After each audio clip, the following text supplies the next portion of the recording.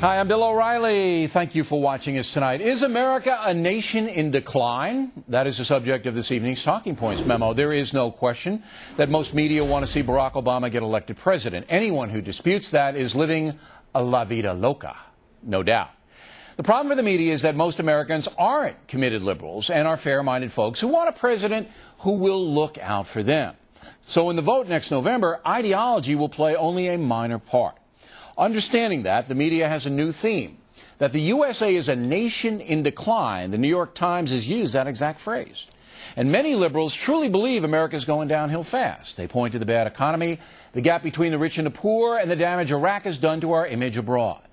But the political component here is this. If the decline theory takes root, more voters will want significant change. So let's take a look at it.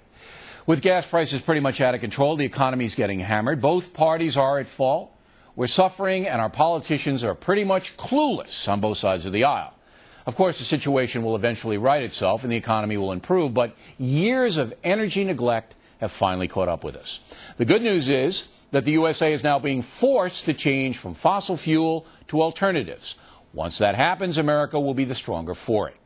Overseas, the U.S. military has almost single-handedly defeated Islamic fascism in Iraq, a stunning achievement in one of the most complex battlefields in history. The media has severely downplayed this, but after years of struggle, America is now winning that vicious war and has decimated the al-Qaeda offensive in Iraq.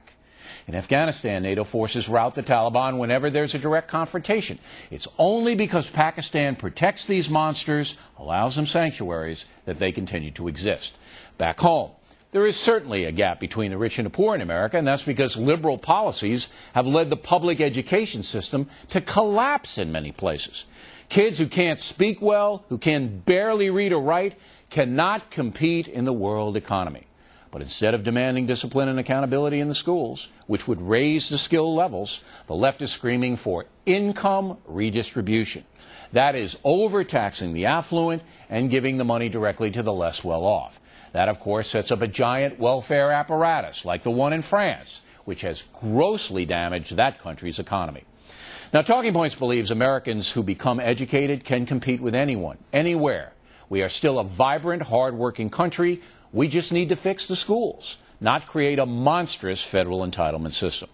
So there you have it, a magnificent military winning on all fronts, a painful transition to better fuel, which will happen, and a population that is basically honest and decent. America is not in decline. It remains the world's best hope. And that's a memo.